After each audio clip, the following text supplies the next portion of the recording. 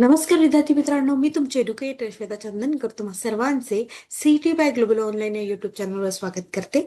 तर Maharashtra MCCET exam 2026 यासाठी आपण प्रिपेअर करतो आहोत आणि मॅथमॅटिक्स अँड स्टॅटिस्टिक्स मध्ये आपण महत्त्वाचे PYQ प्रश्न जे आहेत ते घेतो आहोत.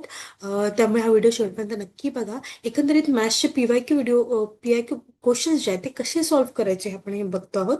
आणि आपली जी बॅच आहे ती 1 जानेवारीपासून आपण सुरू करतो आहे. जर का तुम्हाला एनरोल करायचं असेल तर दिलेल्या नंबरवर तुम्ही संपर्क करू शकता किंवा ग्लोबल ऑनलाईन ॲप प्ले स्टोअरवरून डाउनलोड करू शकता. ग्लोबल ऑनलाईन आपल्यासाठी घेऊन आले आहे महाराष्ट्र MCCET एक्झाम 2026 यासाठीचा कम्प्लीट कोर्स, ज्यामध्ये तुम्हाला डेली लाईव्ह लेक्चर्स मिळणार आहे 2 ते 3. सोबत टॉपिक वाईज प्रॅक्टिस MCQs मिळणार आहेत. फुल सिलेबस नोट्स मिळणार आहे जे तुम्ही डाउनलोड सुद्धा करू शकाल. फुल सिलेबस मॉक टेस्ट मिळणार आहे. फुल सिलेबस MCQ सिरीज मिळणार आहे आणि सोबतच लॅपटॉप आणि वेब व्ह्यू सुद्धा मिळणार आहे. याचे आपल्या क्लासचे डेमो क्लासेस सुद्धा अवेलेबल आहे. ग्लोबल ऑनलाईन ॲपवर तुम्ही एनरोल पण करू शकता, दिलेल्या नंबरवर संपर्क साधून, किंवा ग्लोबल ऑनलाईन ॲप सुद्धा डाउनलोड करू शकता. याची जी फीस आहे ती 4,000 रुपये आहे. त्यामुळे नक्कीच एनरोल करा, कारण येत्या 30 मार्च 2026 ला आपली एक्झाम असणार आहे. चला तर मग प्रश्न सॉल्व्ह करूया. If 0.06% of a number is 84, then what will be 30% of the number. तर आपल्याला कॅल्क्युलेट करायचा ओरिजिनल नंबर. तर आपण एक्स घेऊया. Using the percentage 0.06% of X, याचं किती आहे 84 आहे. ठीक आहे. 0.06 divided by 100 into X is equal to 84. म्हणजे एक्सची व्हॅल्यू काय असणार आहे 84 डिवायडेड बाय 0.0006 म्हणजे 1,40,000. ठीक आहे. त्यानंतर आपल्याला 30% कॅल्क्युलेट करायचं आहे. याचं काय असणार आहे ते आहे 42,000. म्हणजे आपलं उत्तर काय असणार आहे असणार आहे. ठीक आहे. 0.06% ऑफ अ नंबर इज 84. तर कोणता नंबर आहे ते 42,000 आहे. त्याचा आपण 30% 42,000 येते आहे. तो नंबर आहे 1,40,000. ठीक आहे. चला त्यानंतर a person reads 23 pages every day of a book for a first 4 days and remaining in 3 days. By reading 53 pages per day, how many pages did he read?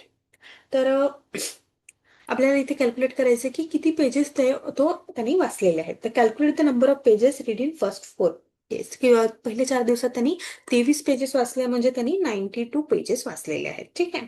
त्यानंतर आपल्याला नंतर त्यांनी 53 डेज पेजेस वाचले 3 दिवसात, म्हणजे 159 पेजेस वाचलेले आहेत. ठीक आहे. 92 प्लस 159 पेजेस म्हणजे 251 पेजेस त्याचे वाचून झालेले आहेत एका व्यक्तीचे. म्हणजे आपलं उत्तर काय असणार आहे डी असणार आहे.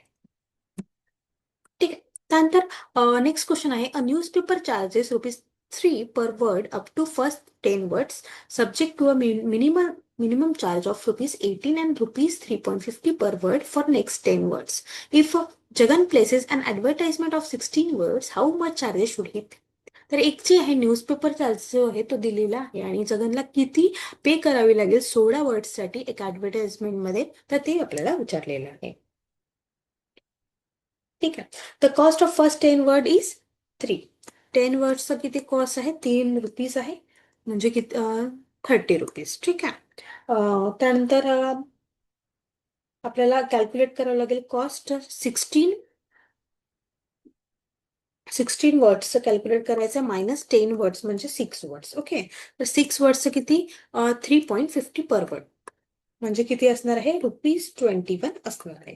ठीक आहे. मग काय ₹30 प्लस ₹21 याचं ऍड ऑन करून घ्या, म्हणजे ₹51 त्याला चार्ज होणार आहे 16 शब्दांसाठी.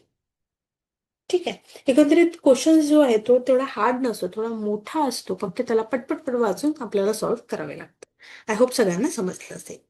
ठीक आहे. तीन जे आहे त्याला आपण इंटू केलं 30 आलं ₹30. त्यानंतर मिनिमम चार्जेस त्यांनी 3.50 लावलेला आहे. तर सिन्स काय झालं ₹30 ग्रेटर मिनिमम चार्ज 18, तर चार्ज जो आहे फर्स्ट 10 वर्डचा तर 30 असणार आहे. ठीक आहे. आपलं उत्तर काय ₹51.